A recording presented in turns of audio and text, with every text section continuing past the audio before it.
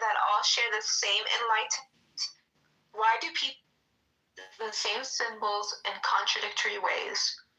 Because it comes down to opinion and interpretation and understanding and whether or not you want to agree on something, because then it becomes legal and political and social and trollish. And that's the way birds chirp in a tree.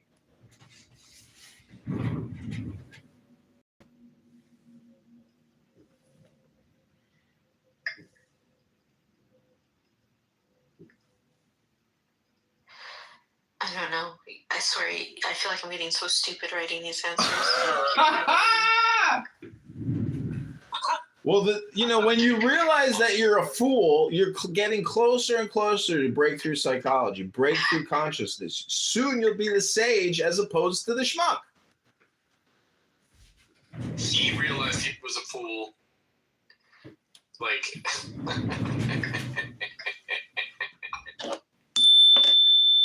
You don't think Jesus played the same game? He played the ultimate schmuck, and he won. This is how if you want to live long and play the game well, be like Jim Carrey. Kitover, this is the last thing you said. You said because it comes down to opinion, interpretation, and understanding, then it becomes legal, social, political, trollish, and that's the way birds chirp in a tree. Exactly. You ever been to court? It's like talking to a bunch of bird brains. They just sing songs and then they ignore you. What do you think birds do? They're just playing. And if you are here but you're not having fun, you don't realize it's supposed to be playful. There's somebody on this app that says that you're a genius. Yeah, lots of people call it genius to hit a button, but I just call it the book club. Okay, you ready, John? Ready? I was born ready. Go ahead, Scarface. I wish it didn't happen, but it's true. Okay, let's go. If intelligence leads you closer to God, and intelligence itself varies from person to person, how can God be equally accessible to all if access depends on an unequal trait?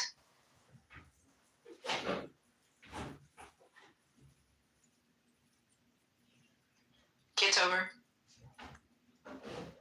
Like you're saying that Forrest Gump doesn't have the ability to be close to God. I think he gave up. Diego, do you want to go back to cynic? Let's go back to cynic. I mean, you killed him when. How do you verify? No, I'm still here. What's in your book club too? I'm still here. I was getting a cup of coffee. Person So do you want to answer?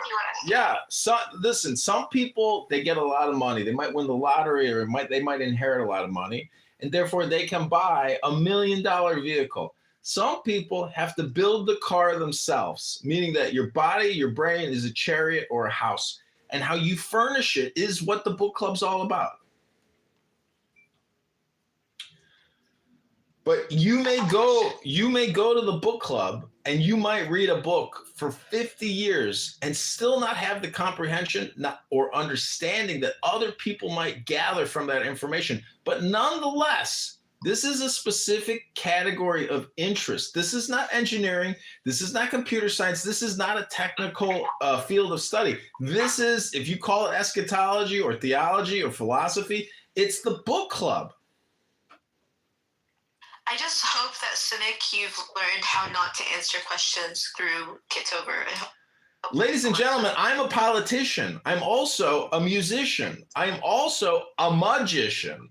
And I just got to tell you, if you don't like my opinions, that's your opinion. But the universe is transforming whether you like it or not. And your opinions might not be smarter than mine. Just think about it.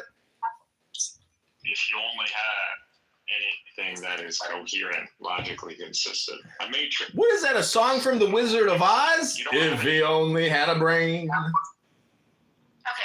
so you have a church that you call the book club, and you go to John Kitover Church on Instagram if you want to join my church. And the Father and the Pope.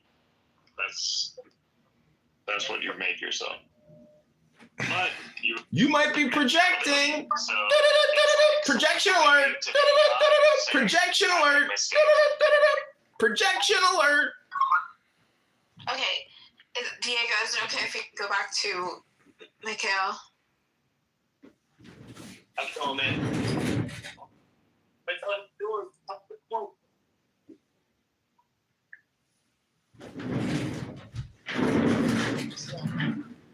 I don't know why you're asking him. He's like driving or doing something. He's out.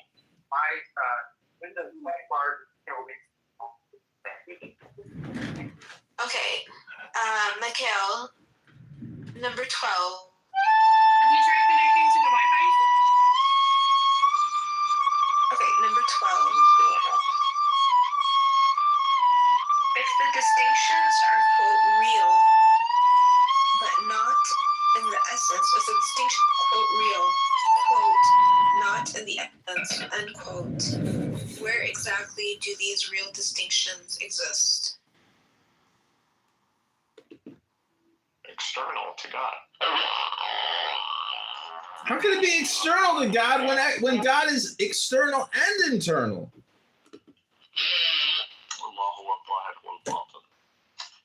God is not.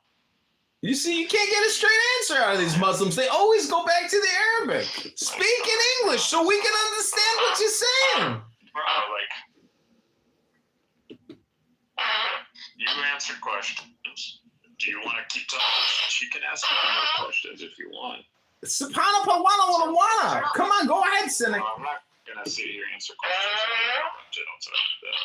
Okay, external to God, dependent on God, God is not the God. The creation doesn't happen in God Himself, as in panentheism, like what the Kabbalists tell you. No, God, creation isn't happening in God. God is literally the very point that the whole XY axis can be displayed on. Like, if it wasn't for that 0, 0 point, when you look at a graph, you wouldn't be able to center no XY axis. You wouldn't be able to create XY axis mathematical. or XYZ axis? Because earlier you said XYZ. That's just 3D plus time dynamic axis. You're getting reality. That's what we are. 4D. Okay, number 13. If they But exist, external as in not for you to understand via that eternally there is like dualism. Like whenever you're starting thinking dualism, immediately you're getting the wrong understanding. There is a creator distinction, absolutely, and the substance of creation is not the substance of God. It's a real thing. Non-dual realism. It's a real thing. It's created, though. But what's eternally generated is the field that allows this creation to exist, the actualized potential. The field of actualized potential. Which is, if you look at the XY graph, the potential for you to create a hyperbola, a circle, a square, to graph a function. All of this is potentialized potential. It's there. What gets actualized, so potential actualized, this is the creation. okay, number 13. If they exist, do you want to reread your answer, or are you satisfied? That's my answer. If you were able to write it down, or I mean, what I wrote is this: external to God, dependent on God. God is not the Vahid, as in creation doesn't happen in I'm Him. gonna use external because then it's gonna like maybe translate it in all in a million So you want me to remove external to God and put dependent on God?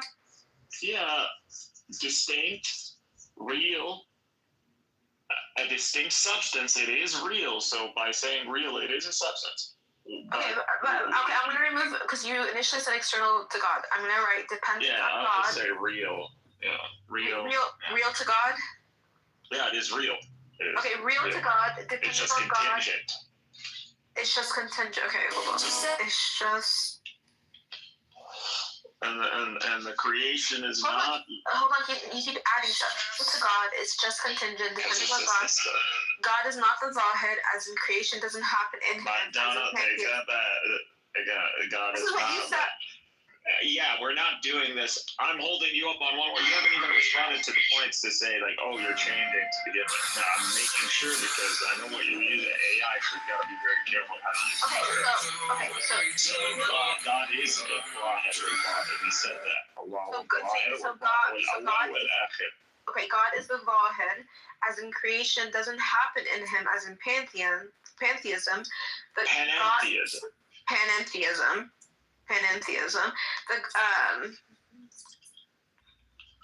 Yeah, the it's God not is pantheism, it's not panentheism. monotheism.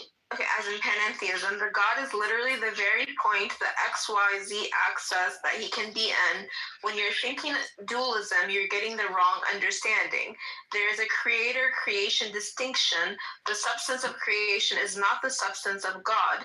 What is eternally generated is the field that allows this to exist, actualized potential, which is to look at the XY graph, the potential to create a hierarchy, a function, etc. That's what. Is that fine, or do you need more? And everything has to start from that 0.00. On And what that function is. Starts from that 0.00. Okay, let's go on to the next one. Okay. Okay, if you're writing this down, you're practically writing down. Yeah, I mean, this is so stupid. Are we doing like a secretarial fucking clerical? This is so stupid, Princess. What a waste of time. Just fucking film it. Record it. What's the point of writing it? Why is Simon talking like that? Acting like his hair is on fire. Why is Simon talking like that and wasting our time? Number 13. Seriously, isn't he? He's like always acting like his hair is on fire. That's how he lost his hair in the first place. I'm not even surprised. Okay, number 13. Hello? Number 13. What a waste of time. Number 13. He became black now. Hello? If they exist by the essence. Okay, ready? He loves it. He loves it, Simon. It's so much more entertaining than you, Simon. You're so boring. We'll push him to the other. Objectively, subjectively speaking, Simon is boring. Number 13. If they exist outside the essence, then what is the metaphysical location of these distinctions if nothing divine exists outside God? Yeah, they're not divine. The creation is not divine. Amazing. That's an amazing statement right there. Only God is, again, when we speak English, when we're talking about these things from a Western framework, we need to understand we can't help but introduce subconsciously a lot of Christian frameworks too. That's just where we are. That's the Western civilization. It's evolved around Christianity, whether we like it or not. Yeah.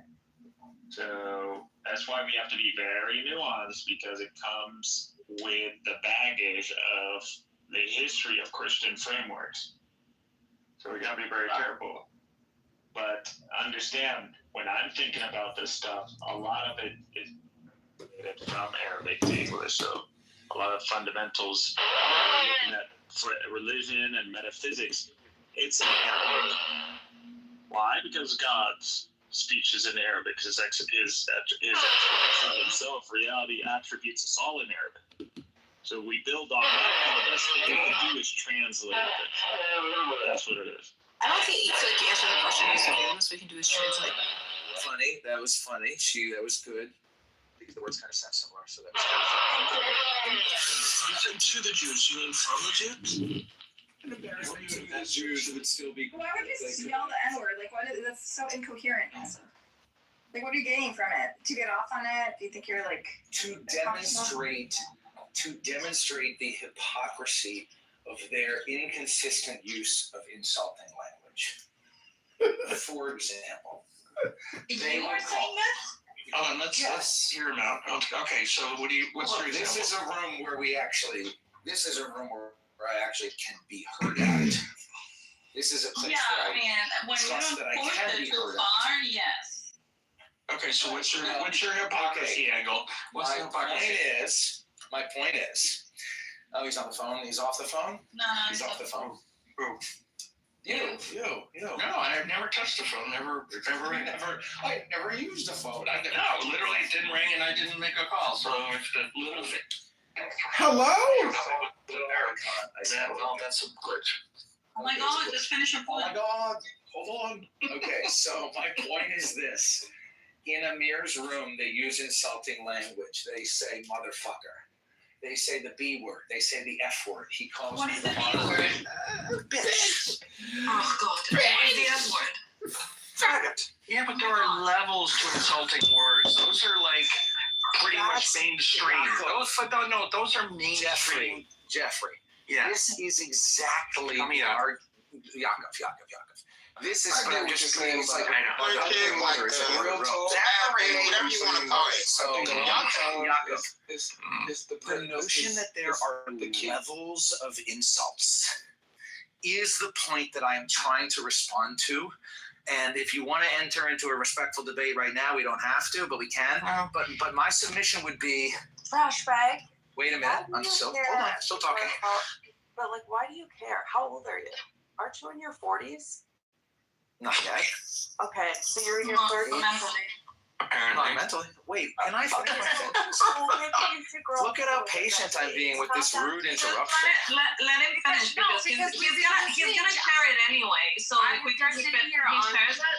I have been sitting here listening for 15 minutes, and I'm sorry, but grow up. You're one to speak, girl. That's projection. You use profanity all the time here. You're the biggest fucking cunt, loudmouth bitch out there, Yasmin. Who the fuck are you to say anything about my...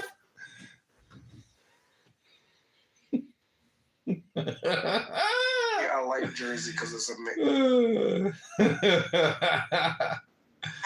Oh, you're roasting that bitch. Exactly. You could make money if you know how to play any instrument. You just gotta go there. Hey, I worked for this company. I worked with them making this soundtrack or these soundtracks. That's on your CV. The next company, oh shit, this guy's already professional. He's gonna hop in the studio. He knows what to do. Boom! All of a sudden, you're just getting hired. You could totally make money off learning how to play an instrument. 100%. And not the guitar, not the fucking electric guitar, I'm talking like classical instrument. It means that even black people know how black people can behave.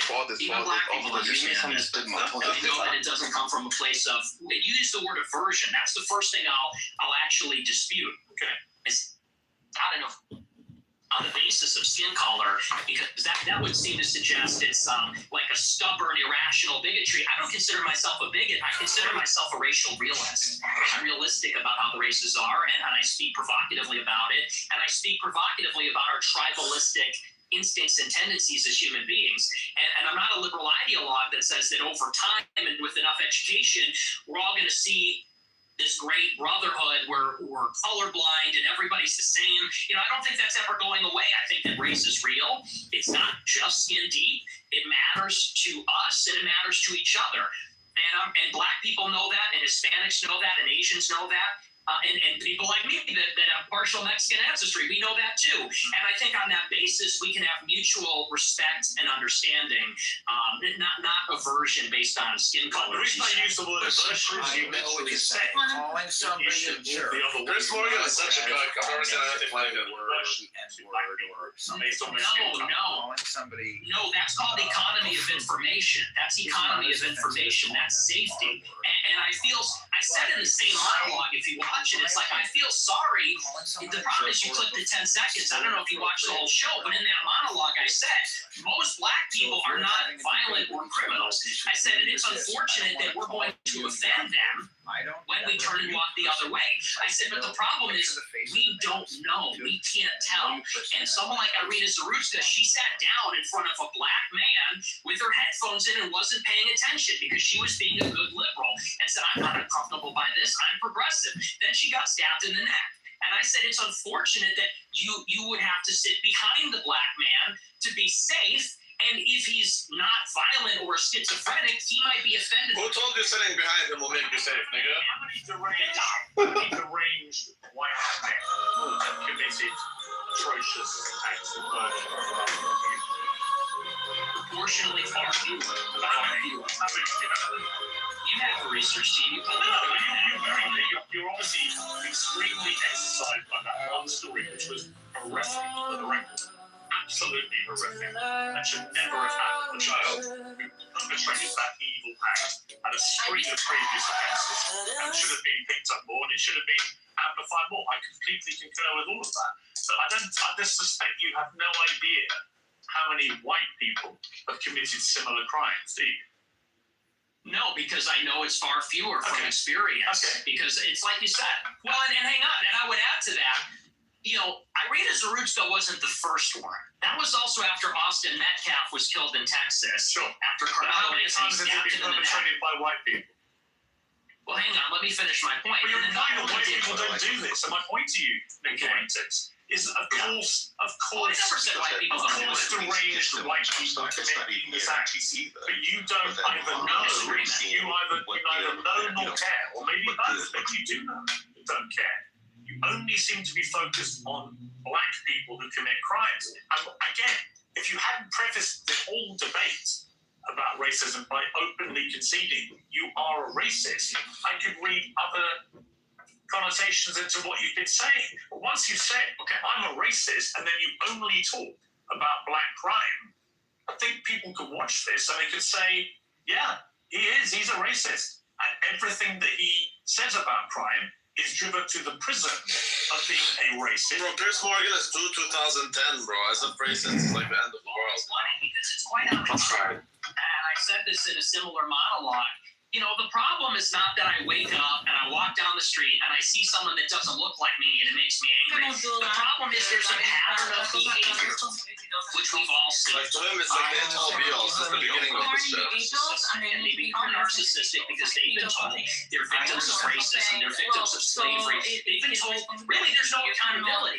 If they're rude, if they're inconsiderate, if they're criminal, they are told that they have no agency for their actions. They're being told, if you act in this way, it's because the white man made you that way. It's because the system's rigged against you. And so we've been telling black people this for a generation, and now there's no rules. Now they go, and what we hate to see as decent people, not even as white people, but decent people, even black people too, what we hate to see is rudeness, obnoxiousness. You look like the CEO of Uber and lead singer of Disturbed had a child. And that's that pattern of behavior that we see all over social media on the body cam footage. You don't like black people who play the victim and are rude.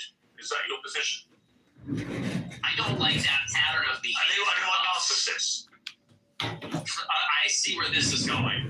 Yeah, you're ahead of me. Turn this around on You're me. ahead of me, aren't you? Because when I said Very what clever. black friends have you got, you said, I'm kind of black, Yay. aren't I? no, not that. You said, Oh, yeah. I'm not saying you. I'm just saying your choice of black friend is Ye, who is arguably the number one black victimhood narcissist in America. That's so stupid, bro. Like, what happened to Obama? He's your friend. He's one of the very few black people you want to be associated with, and he's the epitome of what you just said you abhor about narcissistic black people. I disagree. I disagree with you, and I'll tell you why. Because Ye, if you've ever met him in real life, I have, yeah. okay, well then you know he's nothing but polite, considerate. He seemed very rude to me the last two times I interviewed him. He's a supreme narcissist, and he's also. You keep interrupting me. You're very rude, are you? Are you black? You're being very rude by interrupting me right now. But I do want to finish my point. I do want to finish my point about Ye. He is a guy who, when I was with him, wanted to make sure that everybody was heard, everybody felt included. He's actually a very soft-spoken guy, very polite, and by the way, not violent. When you look at all the rappers that are in the music game, many of them, especially from Chicago, drill rap, they're talking about killing people, shooting people, they gangbang. He notably, if you know about him, he got his start because he was a nerd. He wore a backpack and a polo, and he wasn't a gangbanger. He rapped about his feelings and girls and his dreams and his ambitions. So, no, and by the way, he would tell me all the time, He doesn't even feel black. They make him feel not black because he doesn't do those things, because he's soft-spoken, because he's artistic, because he's a bit of a nerd or likes fashion. So I would disagree. He's actually not like that at all. Okay. He's also a Hitler-loving anti-Semite. And we're going to take a little commercial break here. And we're going to come back about... Bro, see, that's the issue. All he has is like racist this, sexist that, anti-Semite this, like all these... Did you hear what he said? He goes, that's what I like about him. Yeah, but it's all unintuitive that actually. That's like it's very end. But bro, like you need arguments other than you are an ISP or an OP or all of these things, bro. It's just so good. Commercial break here. And we're going to come back about... Oh, he did say that's why I like him. Amazing. See what you said about subject matter. Again, bro, you would expect at some point when you keep calling people ists and obes and all of that stuff, and they like react to you like, so apathetically, like it's like, okay, yeah, I am racist. Like at some point you need to drop that because it's clearly not working, right? Angel Studios are let's get this like there we go. We're back. Okay, back with Nick, for instance. Let's just turn to anti-Semitism. In your interview with Stephen Crowder last week, you answered emphatically, you don't hate all Jews. Is that correct? That's your position? Yes. Okay. So I want to play you this clip. Well, I don't hate any Jews. Let me just amend that. I don't hate any Jews. Okay. Let's play this clip. The reason I've had it is because my opposition to world Jewry and Israel is rooted in absolute, uncontestable fact. We have the truth on our side. That's why we're winning. Because we are telling the truth about the historical antagonism between Jews and Europeans, between Jews and Christians. The theological, historical, racial, cultural, and political antagonisms between organized Jewry and the Christians, organized Jewry and Europeans. And the reason that we are winning that argument is because it's real, it's true. I can prove it, I can show you, I can name the names, I can show you the paper trail, the money. That is why we're winning. That is why all of this is raising the consciousness.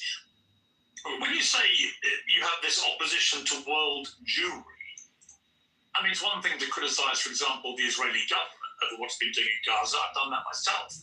When you talk about world Jewry, I presume you're talking about the 15 million Jews in the world, and you are opposed to them. How does that square with your position that you don't hate any Jews? Well, do you take issue with my use of the term world Jewry? Well, what do you mean by that?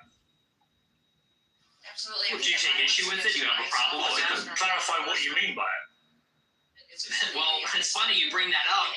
The gaslighting's crazy because I use that expression on my show all the time. I say organized Jewry, world Jewry. And do you know that for like 30 years, the World Jewish Congress has an annual keynote called the State of World Jewry? Barry Weiss has given it. You can look it up. It's on YouTube. She gives the State of World Jewry address. What do you mean by it? I mean, you have to talk about, there's a concept of Jewish peoplehood. It's the sense that they are part of a common nationality, a common tribe, a common people. And so where they reside in Israel, the United States, or Europe, or elsewhere, they see each other above or maybe on a different level alongside their nationality, their state, wherever they reside. If they're in Germany, France, the United States, they see themselves as part of a transnational nation, of an international nation. The Jews in America, the Jews in Israel, they identify as Israeli or American, but they also have something in common. They identify as part of a common nation, which I would say there's a world Jewish population. It's world Jewry. And world Jewry has representatives. There is such a thing as the World Jewish Congress, where they actually elect, it's democratic, all the local Jewish organizations elect representatives to represent proportionally the Jewish population in their area at the World Jewish Congress. And it's sort of like Davos. It's like the World Economic Forum, but it's exclusively for members of the Jewish nation that exists across the world. And so That's a real thing, and I didn't make that up, and that didn't come from 4chan. It's like I said in that clip, I read what they write.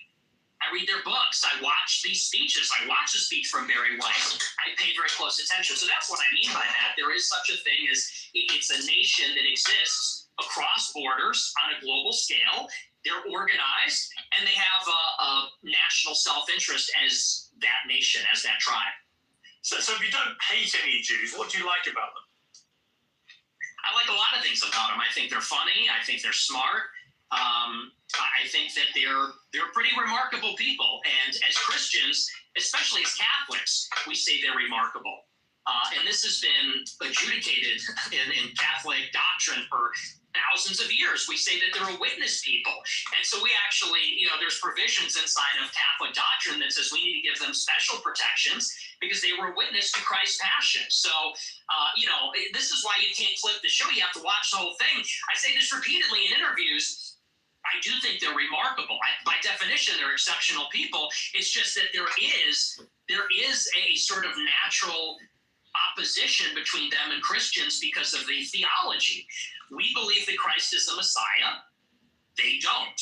They have been a minority in Christian lands for thousands of years, and they have been pushed around and expelled, and they've been persecuted and segregated, and that's why there's a lot of paranoia. There's a lot of distrust.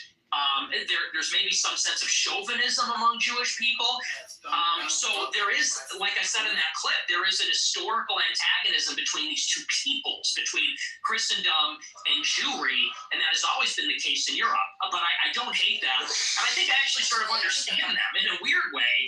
I think that because I've studied a lot of their politics, I think I really kind of know them in a way. And it doesn't come from a place of hatred. Do you have any Jewish friends? I do. I have many, yes. But that's weird because you said this. Jews and Christians have never been friends, ever. Not since Jesus Christ fought with the Pharisees have we ever been friends. Not since Saul was leading the charge persecuting the Christians. Not since the Roman Empire, not since the Middle Ages. Never. We've never been friends. We've never been allies. We've always been set against each other, actually. And even here in the United States, it was communist Jews who were the architects of both communism and the civil rights laws that are dispossessing white Christians of their land and civilization. The Jews and Christians have never been friends ever, except for you and your Jewish friends. Yeah, so easy. As peoples, as nations. Got it. Not saying every individual Christian, and that. Of course, there have been Christians and there have been Christian converts to Judaism, Jewish converts to Christian. You're not in your head, but you're asking this. I'm saying as people. No, I hear you. I'm a Catholic like you, and I have many Jewish friends. I'm just trying to compute what you're trying to say, which is Jews and Christians have never been friends ever. And I'm like, you have Jewish friends, I have Jewish friends, we're both Catholics, therefore we're Christians. It doesn't really quite add up. Well, like I said, as peoples, there has been an historical antagonism as peoples, and you could even say the same about blacks in the United States. Of course, there were black and white people that were friendly with each other, but in many ways they were set against each other as groups, and I think that's easy enough to understand. The reason that many people think you're anti-Semitic is that you have regularly downplayed the Holocaust, and in particular the number of Jewish people who were murdered by the Nazis. It's been said that you believe no more than several 100,000 have been killed. And I want to play you this clip. People talk about, what about the gas chambers? Well, to the extent that that's real, I find that hard to believe, but to the extent that's real, there have been atrocities committed and genocides committed in all times and all places. Let's acknowledge why Hitler casts the long shadow. Because that confers a political benefit upon Jews. That's why. It doesn't really sound correct to me. Wait a second. It takes 1 hour to cook a batch of cookies, and you have 15 ovens, probably in 4 different kitchens, right? Doing 24 hours a day, every day for 5 years. How long would it take you to make 6 million? I don't know. It certainly wouldn't be 5 years, right? The math doesn't seem to add up there. You think that's funny? It's funny. It's amusing what you're doing because, that one was a joke. But do you want to talk seriously about the Holocaust? Yeah, I do actually. I do because I just find it extraordinary that you would think the Holocaust could ever be something that we could joke about. Why, too soon? Is it too soon to make jokes? How many people? This is amazing. Jewish people. What makes you think there's anything we can't joke about? Like, what's the number? 6 million, something like that? So 8 million? you concede that 6 million Jews died in the Holocaust. Possibly more. Possibly, we're discovering all the time. So it could maybe even be more than that. So why have you doubted the numbers in the past? I'll tell you why. I really think that every death is a tragedy, however many Jewish people died in the Holocaust. And I'm not a World War II historian, so I'm actually open to believing the official narrative, and I've read some of the conspiracy theories. And to tell you the truth, it's a rigorous debate. But, what's interesting about this is in many countries, it's not even legal to talk about it. And that's really where my interest in the Holocaust begins and sort of ends, to tell you the truth, is that if you wanted to question the number, you would be put in jail in about, 17 or 18 European countries. Right. And I think that's really the more interesting conversation, which is that this is almost like a religious dogma in the West. No other genocide, no other atrocity is treated like this. Could you imagine if in the United States they said the number of Palestinians killed in Gaza is 100,000, and if you don't say that, you're going to jail, you're banned on X, you can't have a job?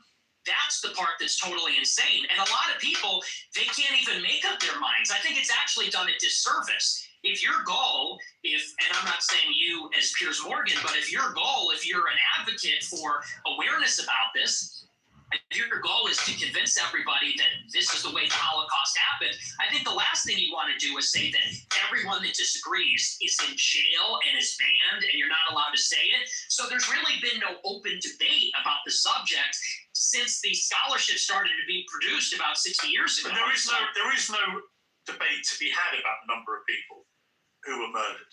Amazing. Even the Nazis Amazing. In the trials after the war confirmed the numbers. The amount of documentation that was recovered, notwithstanding the attempt by the Nazis to destroy it, the amount of documentation that was saved and preserved and used for trials and historical record is unprecedented in the history of mass slaughter of human beings. So we have a very clear idea of how many people were gassed to death in the gas chambers. We have a very clear idea of how many were starved to death, were kept in ghettos, died of disease, of forced labor, of death marches. We know how many Jews were slaughtered. It's at least 6 million.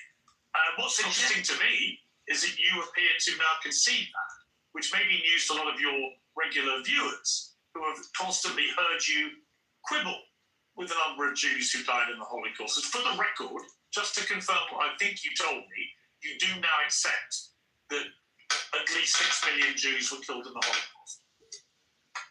Well, no, I said it could even be higher than well, it could be higher. That is true. It's at least. But I think it's at least. Oh, it's at least 6 million. Okay. It could be 100 times. People are going to be okay. But people are going to be. But let me respond to your. He's trolling him, isn't he? Sure. What you're saying. Probably 100 times more. 100 times more. Sessions and so on. Let that speak for itself. But you don't see, your show is called Piers Morgan Uncensored. Yeah. But the United Kingdom is censored, and Europe is censored. And if you talk about these things, you will be put in jail in many countries. And I think that's where a lot of people start to say, well, if the truth is so clear and if there's such overwhelming evidence, why do you need to throw people in jail for disagreeing? And you yourself said, well, there is no debate. I think everything is debatable. I think everything at least should be debated. And if the evidence is very one-sided, let the evidence speak. Don't throw people in jail. So do you think that Holocaust denial laws should be overturned? I don't particularly agree with Holocaust denial laws. I don't think people should be imprisoned. Okay. Well, because I have a blanket view now, which has evolved slightly actually over the years, that I have a blanket view that speech should not be criminalized. Right? People should be allowed to say what they want to say. Except in England, where we're going to throw you in prison. What they say. If you have an employer, they can make a view about whether you are the right kind of person they want for their employment, as they would make a decision about anything else you do in life. So I actually believe that speech should never be criminalized. It's my personal view. I understand why in places like Germany, they have strong laws about it because they want to move on from what they believe was the most shameful moment in their history. I understand that. Do I want that in my country? No. Am I appalled by what has been going on with free speech in the United Kingdom in the last 2 or 3 years? Absolutely. It is ridiculous that people have been front-marched to prison cells for stuff they put on social media. Right? So, yeah, I do. I think what is more interesting to me about our exchange is I was not expecting you to go the opposite way. I was not expecting you to be so emphatic that at least 6 million Jews died in the Holocaust. There will be people watching this who I think will be very surprised by that, because you have built a reputation for being, if not a Holocaust denier, but somebody constantly questioning in a downward way the number of Jews who were murdered. That doesn't appear to be what your position is now. He's trying to throw him a bones. And here's what I would like to see for my entire career. When I started my show, it started with a good faith inquiry, where I was It's very simple. He's saying it could be even more than that. So how do we know? We're gonna. He's trying to get Piers Morgan off the script. No, well, we have to look into. No, I don't think he's doing that. I think it's just simply. Moving to the middle again. I think it's more than that. So you're gonna have to actually count to find the real number. And once you count, then you'll find It's at least 6. what is the answer on the other side? But what I found is that the answer was criminalized. So when you would talk about anything regarding Jews, Israel, the Holocaust, you could be in favor of the official narrative on those things. If you went against, you were banned, censored, and in some countries jailed. And so I actually haven't made up my mind on that, because that's not really a matter of interest to me. And there's a lot of analysis and scholarship on both sides of the issue. And I've read both sides of the issue. And honestly, unfortunately, it's hard to judge because there's never been a debate on it. And there's never been a debate because of the stigma, because of the censorship. And I think that leads a lot of people to say, well, what do they have to hide? Because you can say on your show, well, I'm personally against Holocaust denial laws, yet they still persist, and the social consequences still persist. And I think that is the anomaly, and people have to wonder, okay, why is it that way? And what I said in that clip is the reason the Holocaust casts a long shadow is because it confers a political benefit upon organized Jewry. That is what they always fall back on. They cannot be criticized, they cannot be named, they cannot be talked about, lest there be another Holocaust. And no other tragedy is treated that way, and no other ethnic group has a get out of jail free card. Just play that. Anti-Semitism and Holocaust, you can do whatever you want and defend all your actions. That's the part that people are getting upset with. That's the problem. I don't know any right-minded person who believes that Jewish people weaponized the Holocaust for their own personal get-out-of-jail-free, or whatever you call it. Anyone that does that? I'm sure there are some people that do that. It's such a ridiculous generalization.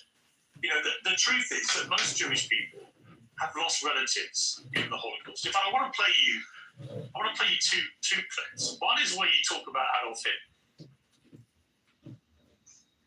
Hitler was a pedophile and kind of a pagan. It's like, well, he was also really fucking cool. So, you know, time to grow up. We're not children anymore. Am I right? Am I right? Am I right, boys? Am I right? Let's go. He was also really fucking cool. You regret saying that? Saying a fact? No, that's not what That was very fucking cool. Yes, I do. One of And I'm tired of pretending he's not. to be honest. This is the problem, you see. It's like when you just say, I'm a racist. You're a racist, you think Hitler's Well, the Joker quote. politic. If you're a Remember me, Joker. this, what are they thinking? I'll tell you what they're thinking, because I've got a friend of mine called Danny Finkelstein, who, when he heard I was interviewing you, he's a Times journalist in the UK, very eminent journalist here, and author, who wrote a book about his own family's experiences at the hands of Hitler and Stalin, because you also told Tucker Carlson that you admire Stalin. But let's just take what Danny said here. Hi Piers, it's Stanley Finkelstein here. As you're interviewing Nick Fuentes, you might try suggesting to him that he reads my book, Hitler, Stalin, Mum and Dad. It's called Two Roads Home in the United States. Always plugging something. On Team Hitler. You might like to ask him about the fact that Hitler arrested my mum, tried to starve my mum to death, did starve my grandmother to death, sent my great aunt to the gas chamber, my great uncle, my cousin. My grandmother on my father's side ended up being 1 out of 7 children, the only one that survived the war.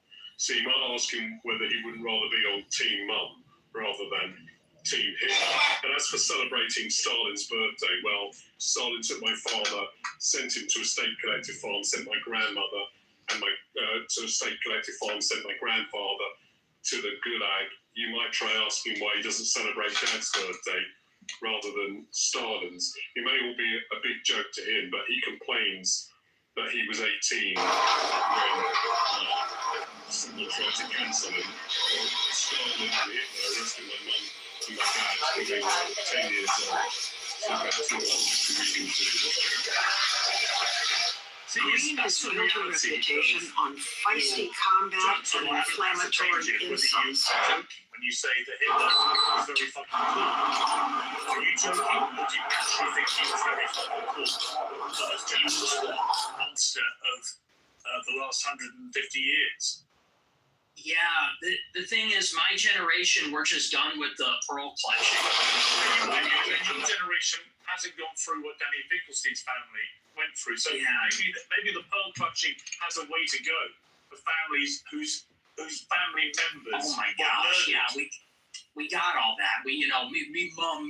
Like I don't know who this person is. Why is this person talking to me? This old British guy is saying me mom got killed by Hitler. Because he doesn't find it funny when you say Hitler's very fucking. I don't care. I don't care. You don't care. That's fine.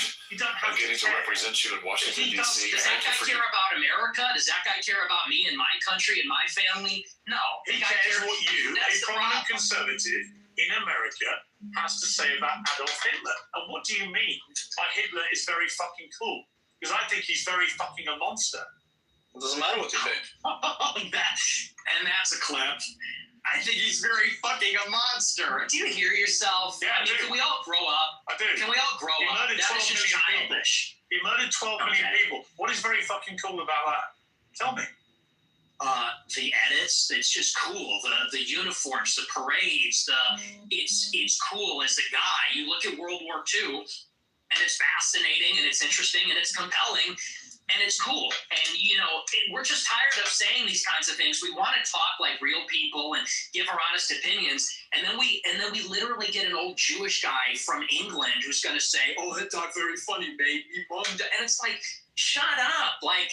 It's in favor of genocide, so let's just get that out of the way. We're not in favor of a Holocaust or genocide. You think if half your family had been wiped out by very fucking cool Hitler, you still think he was very fucking cool?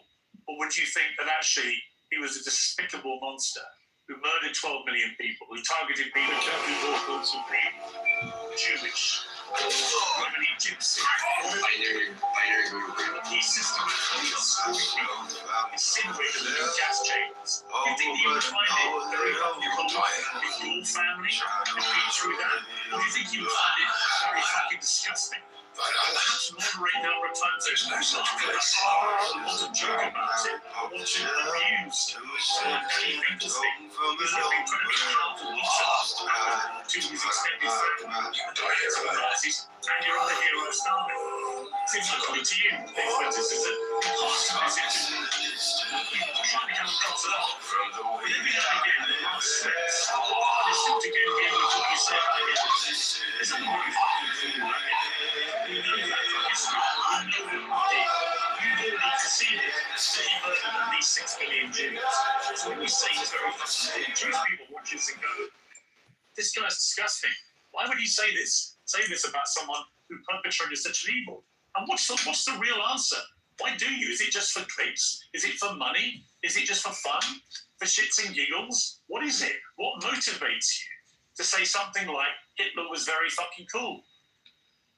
It's for this. It's for all of this. And the lack of self-awareness is amazing. You're a boomer. You're a 60-year-old boomer, and we spent maybe 3 minutes on you saying, he's a really fucking monster. He incinerated people. And I'm I'm sitting here saying it's not that serious. It's not that deep. And Not that what serious. I'm getting at. Not that serious. Do you want to say more about? Well, you're not a kid yourself anymore. You're not a teenager. I know. Right? You're nearly 30, to be clear. Yeah. Okay? You're a fully formed adult who has a brain, right? And at some stage, that brain is taking you off these Is this an interview or is this a lecture? Can I respond to what you're saying? I want you to explain why you think it's fine to say how fucking cool Hitler is and to dismiss the very powerful 90 seconds from a British journalist who lost a lot of family members to the Nazis in such a callous, dismissive manner. I don't think it's powerful. I think we've been hearing that our entire lives. Okay, the Schindler's List. Let's just be honest. The propaganda is over the top. We have been in America. What about the Schindler's List? I'll tell you about it. We have been browbeaten as a people, as Americans, as Westerners, for our entire lives. And you know what this has done? It has taken away any sense of pride, any sense of love for our own civilization. We have been made the villain in our own story. We have been made because, well, let's just be clear. It doesn't begin and end with Hitler is a monster. This has been the political narrative, which is why we have thrown open the borders. This is a political narrative, which is why we can't be a conservative society as a whole anymore, why we can't be proud of Europeans, why we can't be proud of being Christian, because they've told us if you're too white and too proud and too Christian, it's going to lead to a Holocaust. And so my generation, honestly, Nick, it's true. That's why people like me. That's why I'm popular, because this is bullshit. Honestly, yeah, it's a crock. You don't want to hear anyone call me mom and me dad. Listen. What you just said is that me mom and me dad. The open in your gut, you know it is. You weaponize this stuff. You weaponize this stuff for money, but you know when you say something like what you just said. From banking. I'm banned from banking and credit cards. You know who you're talking to? I do it for money. How much money you make? Your company's worth $100 million. Your company's worth $100 million.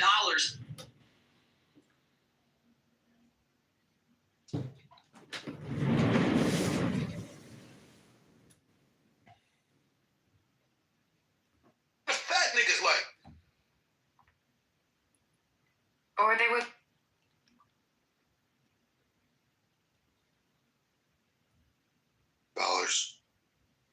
$9.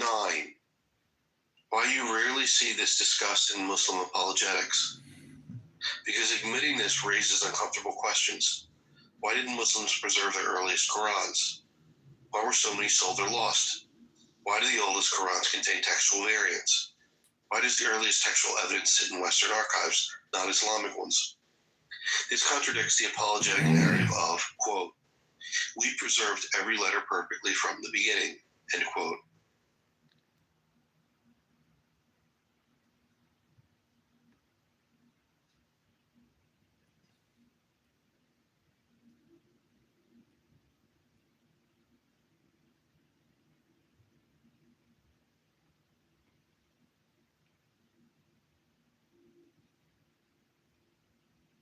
Conservation labs and climate-controlled archives that Muslim countries never created.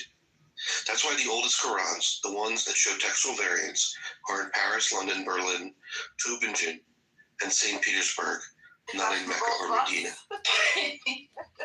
That's such a powerful statement.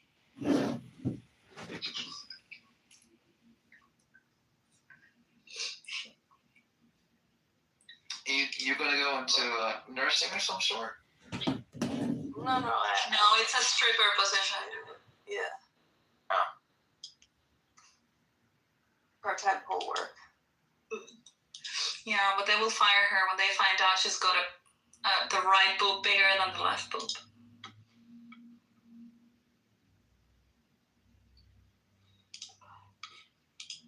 It's very frowned upon, you know. What, different size boobs? Yeah. Really? If God and creation are quote non-dual, what ultimately distinguishes It's not them? symmetrical. Guys have the same issue downstairs. What do you mean they're non-dual? They are different subset. Dualism deals with non-contingent, fundamental reality. Hold on. The question is, if God and creation, if God and creation are non-dual, you rejected dualism. You said that you What does dualism have to do with creator-creation distinction?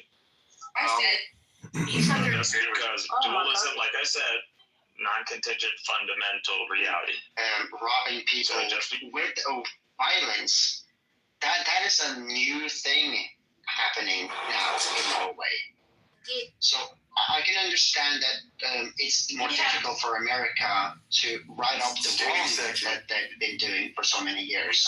But I don't think that is making Europeans and Norwegians if they have a monopoly, just because we have it much better. The legal system is failed, and everyone recognizes that. People are not being rehabilitated.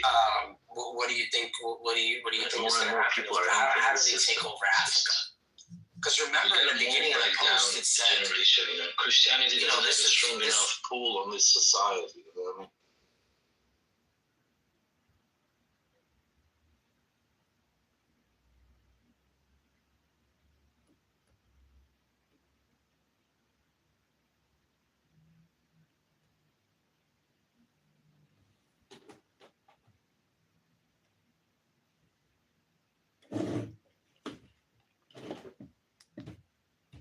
And it was great, and it was a team project, and it was a real thing, and it brought together all the knowledge we learned in the degree.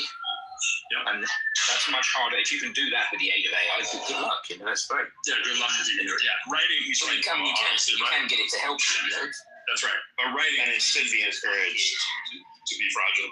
Because if the Chinese are like kids are using AI in every single one of their classes, and the American professors are all talking curmudgeons, being like, "Don't use that. We're going to be behind." No, I think it's a big philosophical debate, right? It's a huge. I think Pat. So there's two ways to look at it, and I want to go back to Benjamin Strauss's, but I want to say that there's two camps looking at it. I think I really want to have a great methodology about actually having people come to campus, take their first writing class, half capacity, it's intensive, and there's no AI. Meaning that everything is done, literally taking it back to the Stone Age if you want to, the way you run your course. Like full presentations, writing in class, nothing assisted, right? It's kind of like a no calculator approach, right? You can do that, and you can make it work for one class, right? Like you can make sure that person is who they say they are in terms of the way they write.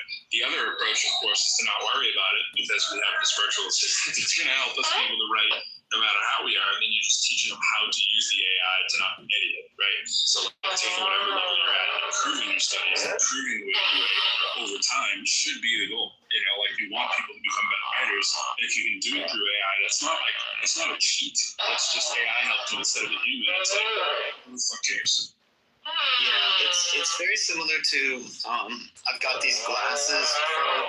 They're actually called something pro glasses when I go to Japan because my Japanese is still not perfect after how many years of studying it. Tell them that it's not for everybody to get married, and I think that's also a way that you can have sex. I think that's the only listed way as a Catholic is to have sex is within marriage. Why don't you get married? I'll get married later. It's been difficult for me because people are shooting at me at my house. I don't know that I don't want to have kids and a wife. My wife would be screaming about that. Me, I have to be able to take risks and be able to say these things. He looks like a nigga. Bring a family into a life that's like that. But for my followers, I tell them to get married. But what's happening with women? You literally just told your followers, hang on. In that clip, you literally told followers, women, they get old, they get fat, they get ugly, they get very annoying. So where's the incentive to get married to women? It is true. You're actively telling them You're extrapolating. You're extrapolating a lot. Just pointing you back yourself again. No, but you're extrapolating and saying, well, you say women are annoying, so therefore, what's the incentive?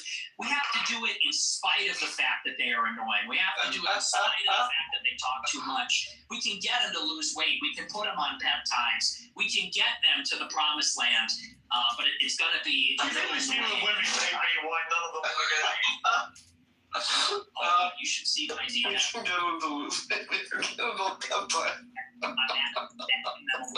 Granted, not all of them are attractive. Some of them are attractive. Oh, you actually, just to clear up one of the many theories that you have no idea what the answer is, you have no answer. But actually attracted to women? I am attracted to women. You're not gay. No. But I will say that women are very difficult to be around. Okay. So there's that. And do you think they should have the right to vote? No. I do not. No, absolutely not. Yes. Well, yeah. It's so big. Seriously, what you've not done as Iranian. I love Nick Fuentes. He should be the president, bro. I know I'm the Like, he's right on everything. It's crazy, except for the Holocaust thing. dinosaur, aren't you? Aren't you, Nick Fuentes? All women, I am. all women are annoying. You make All sense. people are bald. They all get fat. Says the guy. Have you ever had sex? Is this Nick Fuentes? Wow. Says the guy. Not laid. Oh, classic. That's the thing, though. You boomers, it's You think always you're an expert in women? free Given love. you've never got laid? Yeah, we are going back to the Stone Age. You're absolutely right. This, you're talking about empathy and you're Weird, bro. That's what I was thinking it does too. Reported. Let's see if Dick Mr. the Cat gets deleted. Taylor